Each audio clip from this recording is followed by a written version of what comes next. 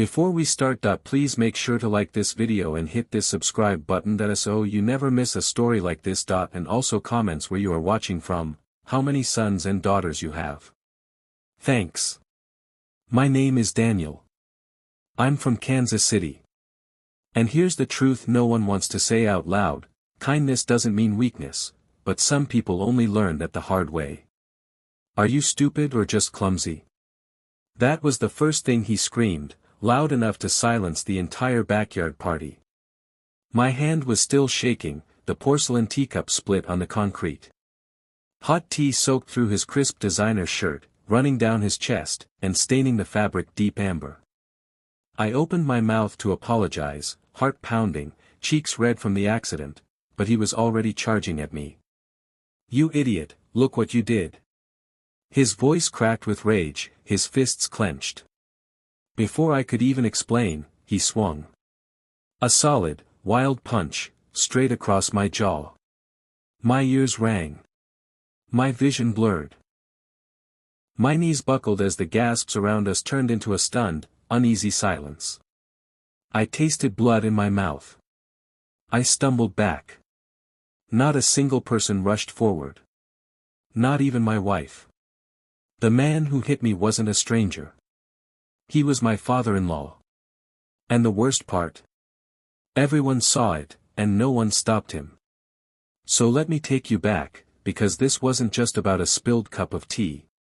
This was about power, ego, and the truth of what happens when someone from their world, someone like me, dares to stand up.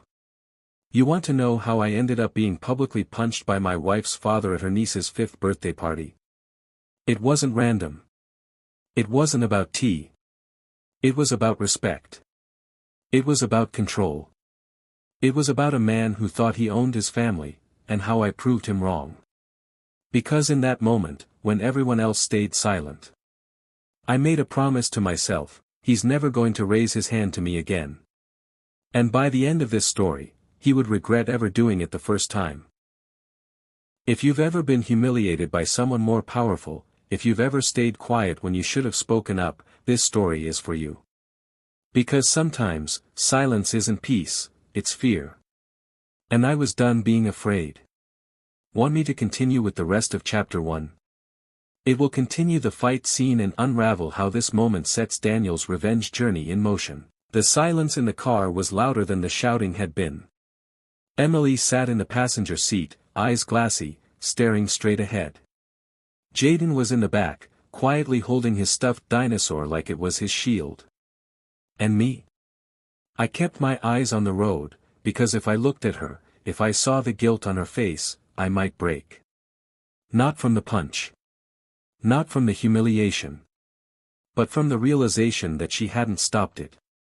I didn't know he'd go that far, she finally whispered.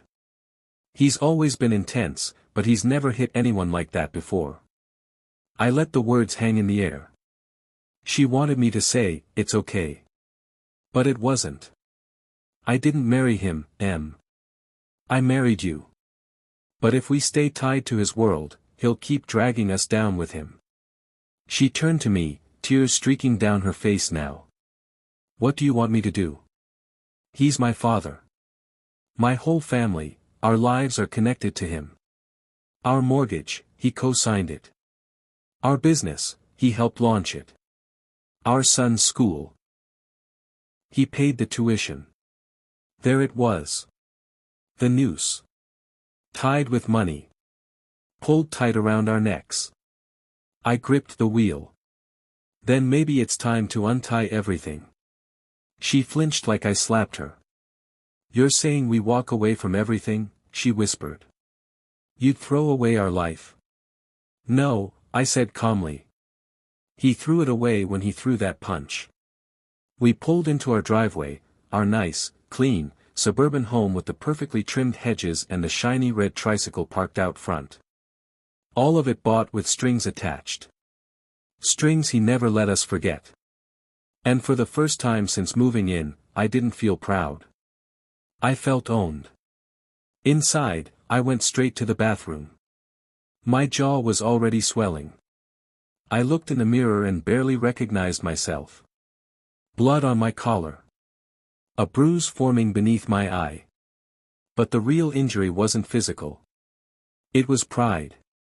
Because in front of my own son, I looked weak. Jaden came in behind me. He tugged at my shirt and said, "Daddy. Why did Grandpa hit you?" My throat clenched. I crouched down, eye to eye with him, and said, "Because some people think being loud means they're strong. But real strength is walking away when you're angry. Real strength is knowing when to protect your family without becoming like the people who hurt you." He nodded slowly.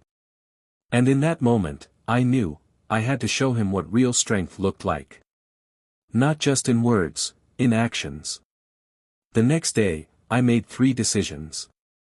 First, I called the school and arranged a payment plan, without his name on it. Second, I started looking into buying out his stake in our small family business. Third, I started writing everything down. Every comment. Every threat. Every financial string he tied around us like a leash. I built a folder. Because if I was going to break free, I needed more than anger. I needed leverage. Emily tried to make peace a few days later. She suggested a dinner. A chance to talk things out.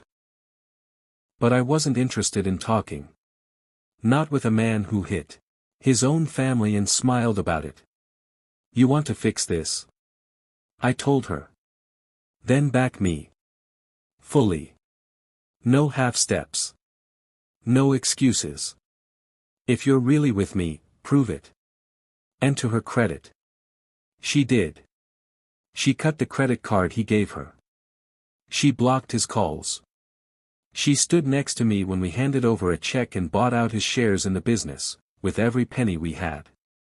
And when he showed up uninvited to our doorstep that Friday night, raging, demanding, threatening lawsuits, financial ruin, exposure, I was ready. I stepped outside, shut the door behind me, and looked him dead in the eye.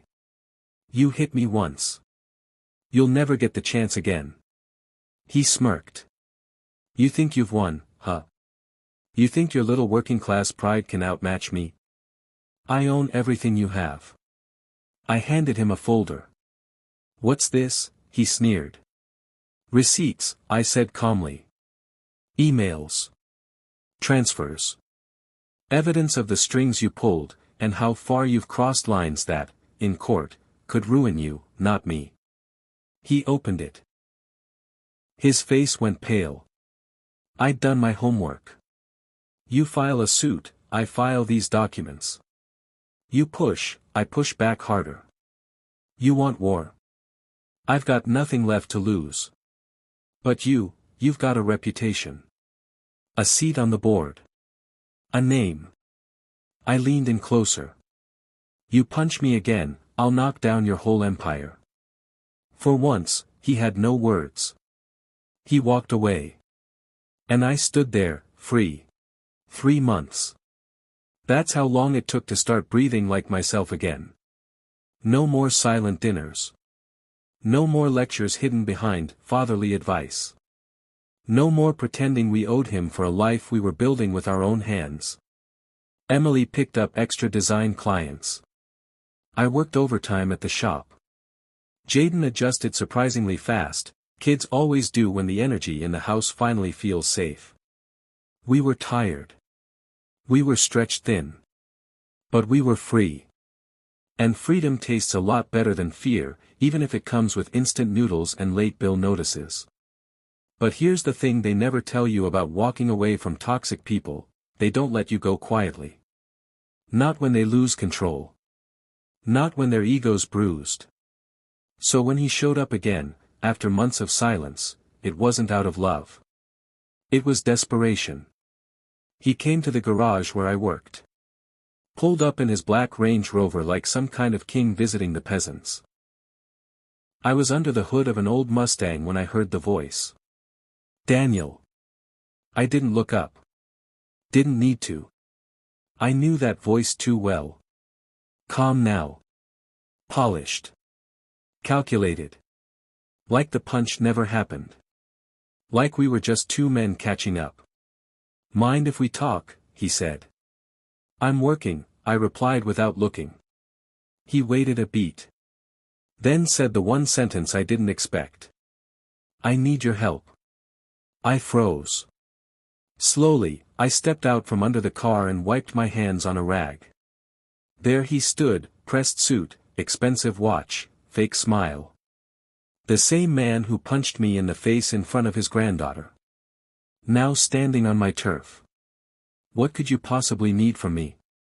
I asked. He glanced around like someone might overhear. Then he said it. I made a mistake. A big one. Financial. Anne. I may have to liquidate some of the business. He hesitated. Swallowed.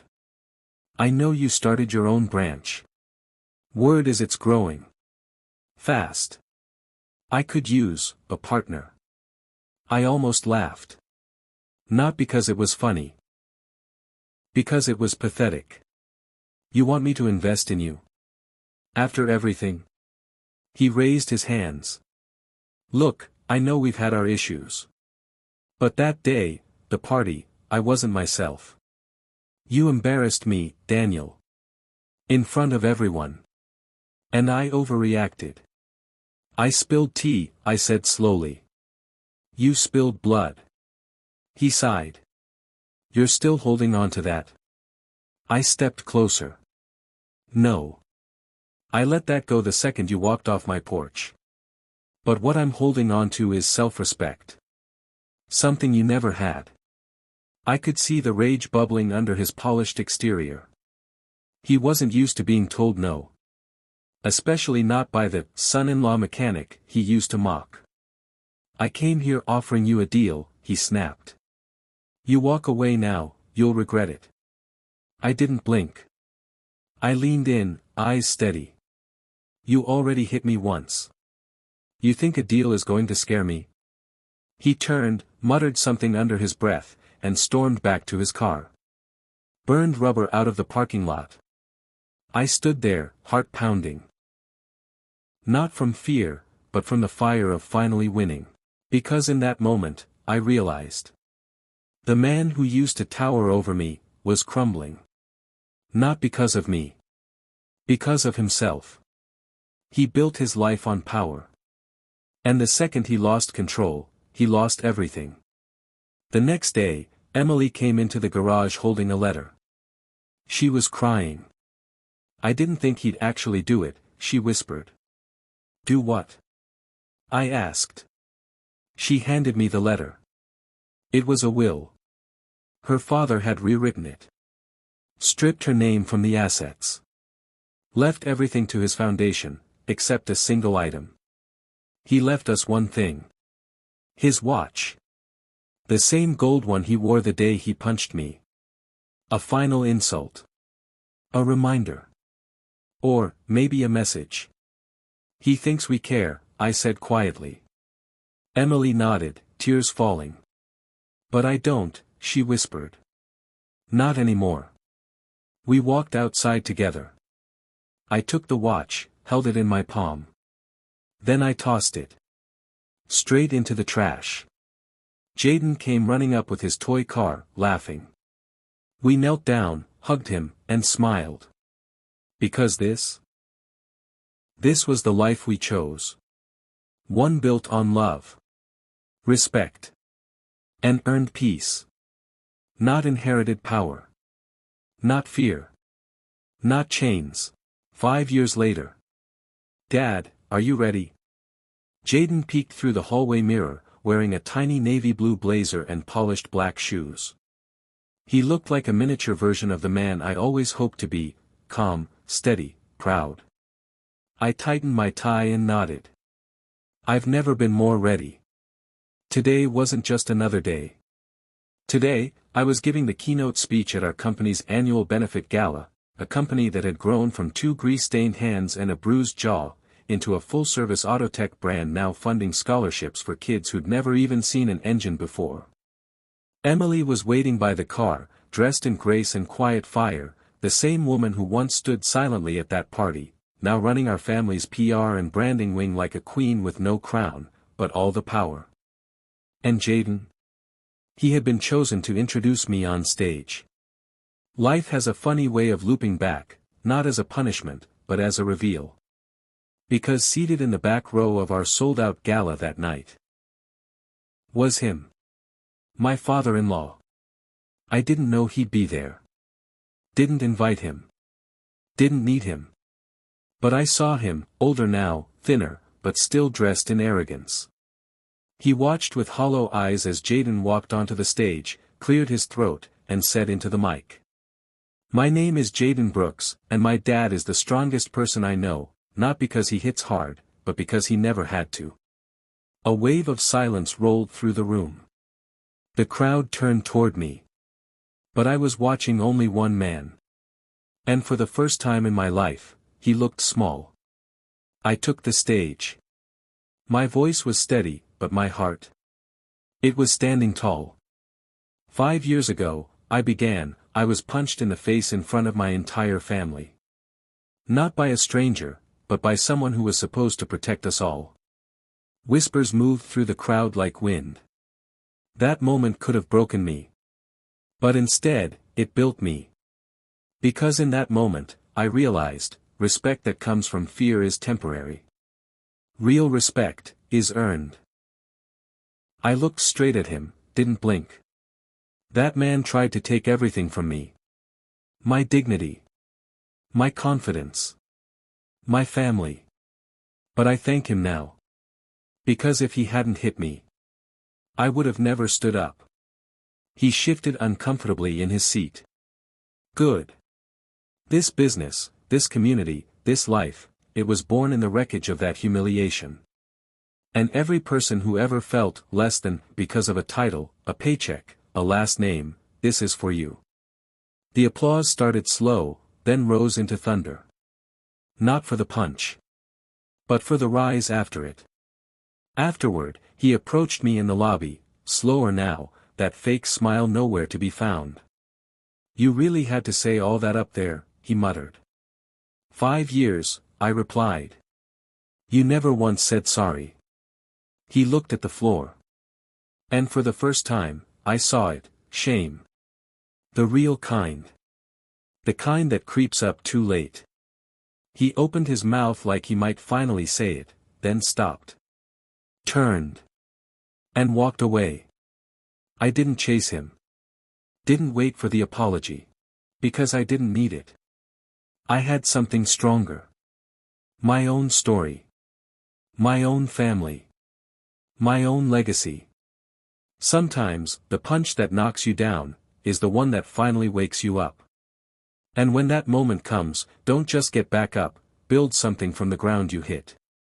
Because forgiveness isn't weakness, and dignity doesn't come from titles.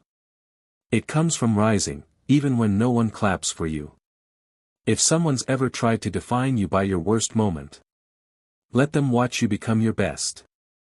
And when they show up years later, trying to stand in your light, let them stand in your shadow instead.